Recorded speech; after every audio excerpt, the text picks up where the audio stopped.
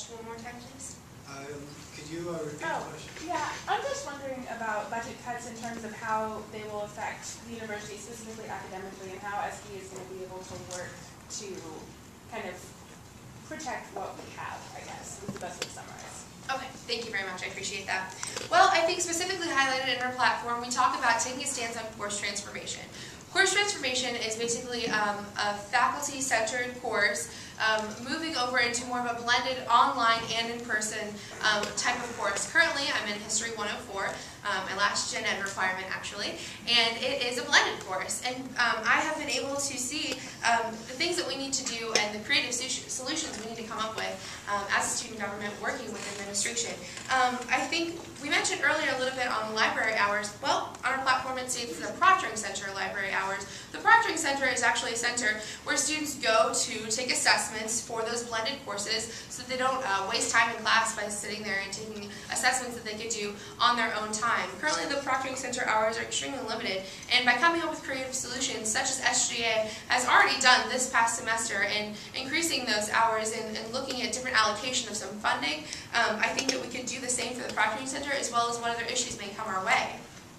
Also, as far as the budget cuts go, I know students who are in smaller programs might feel a little bit of pressure about, will things be cut or will things not be cut? I'm personally in a small program. There's not a whole lot of health communication majors. This is a major we've only had for about 4 years, so it's something that's new and it's something that the students in my department are dealing with right now. Our classes are not offered every semester. Some of them are only offered every other year, so that's something that we are dealing with. And I think for students in other programs such as those, they need to be loud about their programs. We need to hear from the students who are in those programs, because this is something that Allie and I cannot do on our own. We cannot accurately represent all of those different departments without hearing from those students, and I think Allie and I would be willing to reach out to all those students, but also we want to hear from you about why your programs are valued and what they contribute to Missouri State, and I think that will be important that it's coming from both ends.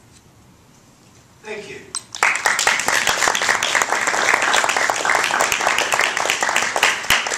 We're running about 5 minutes overtime. Ideally, I would like to have one more question so that each of you have an equal number of times having to answer the question first. But we are about 5 minutes. Is it within the rules to have 1 minute answer for our last question? Yeah, we can do that. We can do that? Okay, I saw a hand up back here. I have a lot of things. Hi, I was curious for both platforms what you think that your most outrageous project is, or your most, I guess your least feasible project is, and what you think the difficulties are that you need to overcome, and how you think that you will overcome those. So if I understand correctly, the question is, what's the most challenging, perhaps least likely to succeed ambition of each slate? Yeah, sure. Okay, so we'll start with Allie and Emily. Thanks very much for that question. I think that during the campaign trail, both tickets have gotten a lot of questions. How are you going to do this? How is this feasible? Where is it going to come from? Emily and I have spent a lot of time working on a feasible platform. I think that a lot of our ideas, while we know we have to come up with creative solutions, while we know we have to work hard with administration or with alumni for support, we know that they're definitely going to be feasible in the long run. I think the one that we've gotten the most flack about is the solar panels. However, we know that this is feasible. Oh, shoot, 1 minute. That's right.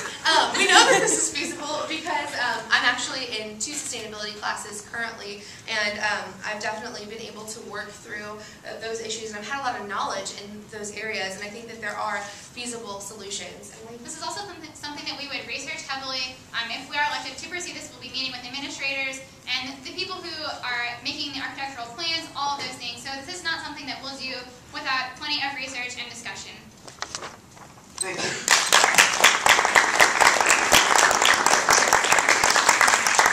And I'll pass this to Scott and Emily, and again, just 1 minute. Well, first off, I would like to say that I don't believe that a single point on our platform is not feasible, or is outrageous, specifically because what we worked towards together was to create a platform that we would be able to see success in from the student body. Now, I feel like the point that might take the most groundwork and the most hard work from the student body would be the A- program, taking that out of the plus-minus grading system. It's going to take a lot of work, and with my dad being a faculty member at this university, it's something that we are going to able to work work strongly towards? I would definitely agree with Scott. I don't think that we would put something on our platform that we wouldn't think would be feasible. There are some things that would be something that would need to be developed. For example, we're really interested in the graduate school program. We really want to increase, how graduate students interact with undergraduates, make sure that they stay involved in items on campus, and that's something that would be developed over more than 1 year. Thank you.